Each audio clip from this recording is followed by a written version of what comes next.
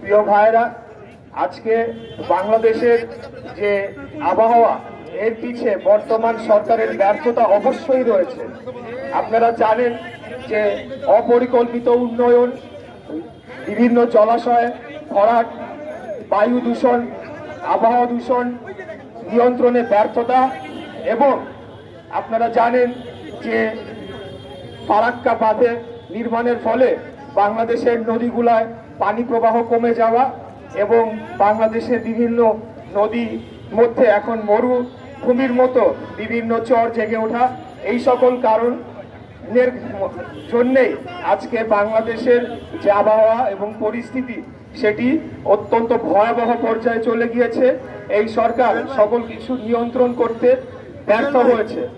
আপনারা জানেন যে ঢাকা শহরে যে এরকম একটা পরিস্থিতি, এরকম ঘনবসতিপূর্ণ একটা নগরী গড়ে তোলা হয়েছে, মানে বিল্ডিং কোড না মেনে সম্পূর্ণ অবৈধভাবে বিভিন্ন এলাকায় বহুতল ভবন নির্মিত হচ্ছে একদম সংকুচিত একটা জায়গার মধ্যে, যেটিও আমাদের এই আজকের তাপমাত্রা বেড়ে যাওয়ার অন্যতম একটি কারণ হিসেবে বিশেষজ্ঞরা চিহ্নিত করেছে।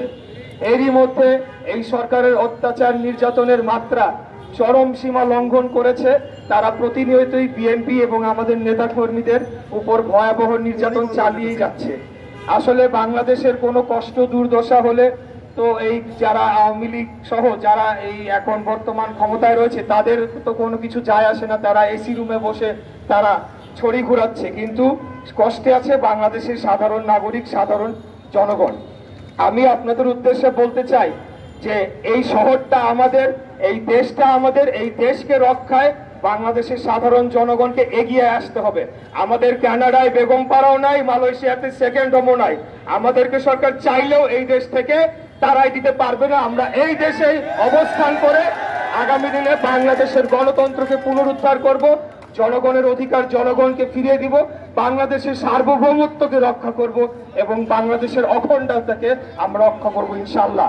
আমি আর বক্তব্য দীর্ঘায়িত না করে আমার যে রিক্সা চালক ভাইরা রয়েছেন, আপনারা বিএনপির শক্তি, আপনারাই জনগণ, আপনাদেরকে সাথে নিয়ে নিম্ন শ্রমিক মেহনতি মানুষদের সাথে নিয়ে আগামী দিনে এই সরকারের পতন ঘটিয়ে আমরা বাংলাদেশকে আবার মুক্ত করব ইনশাআল্লাহ।